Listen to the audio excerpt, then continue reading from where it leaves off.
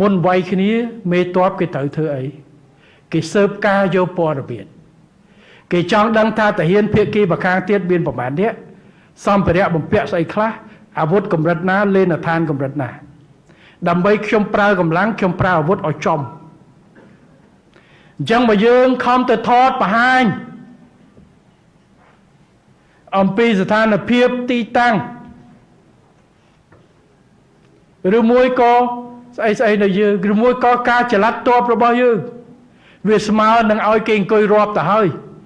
អូអានេះមកប៉ុណ្ណេះយកទៅនេះចាំវាយទៅមិនបាច់ស៊ើបការទេស៊ើបការទៅអីព្រោះគេបង្ហោះតាម Facebook ហើយទៅ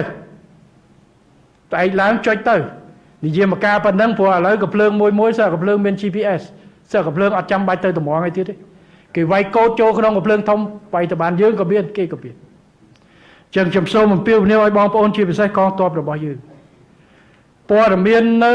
ព្រោះឥឡូវទ័ពមួយសើ smartphone ដែរព្រំដែនរបស់យើងកន្លែងច្រើនសើមាន 3G 4G បាទ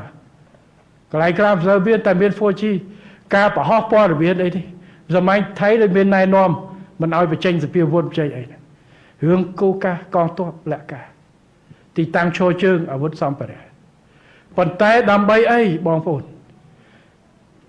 យើងត្រៀមលក្ខណៈដើម្បីអីគោលដៅធំរបស់យើងទី1ការពារអធិបតេយ្យបូរណភាពរបស់យើងគ្រប់វិធីសាស្ត្របើជៀសពីសង្គ្រាមបានជៀសតែយើងទៅការពារទឹកដីមិនឲ្យបាត់ពីលីដែរតែបើជៀសមិនបានទៅវាយឲ្យឈ្នះហើយការពារអាយុជីវិតទាហានរបស់យើងឲ្យបានជា